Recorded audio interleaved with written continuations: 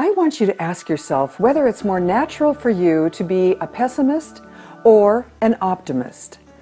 Most definitely, optimism is better for personal relationships, for relationships with ourselves, and for our businesses, as well as profits and success and opportunities. But let's take a look for one moment at what a pessimist does in the face of both good things and bad. My name is Kraft-Kristaine, and I specialize in emotional intelligence in business. So let's take a look at pessimism. When a bad thing happens to a pessimist reacts in a way that says it's going to last a long time and it's going to affect everything here.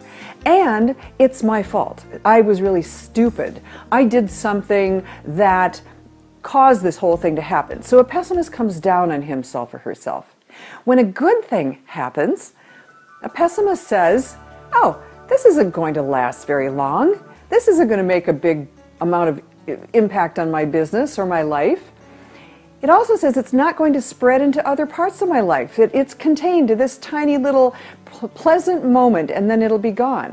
And then the pessimist also says, and I didn't do anything to cause it. I don't know how it happened. I don't know why it came to me, but I don't have any control over it. Whereas what we want is to learn to react like an optimist. And an optimist says, when a bad thing happens, the optimist says, this is going to be over quickly. In other words, this too shall pass, and it shall pass very fast.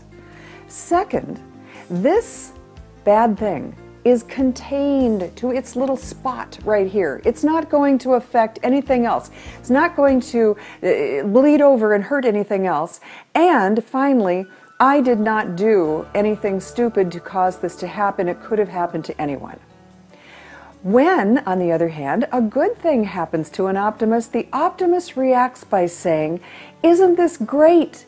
It's going to last a long time, and it's going to get the ball rolling on a lot of other things. And it happened because I did this and this and this, or it happened because of all the energy work I put in before this, and now I'm getting the payback in a positive way. When you are running a business and you are running a life, you absolutely want to learn to become an optimist. How do you do that? How do you get yourself back on the track if you've gotten off of it and you found that you're reacting more and more like a pessimist? Check out a website of mine. It's called happytuneup.com. I absolutely believe that we can and we must get ourselves back on the track of emotional intelligence. And if you want to call it happiness, you can. If you want to call it positive thinking, you can.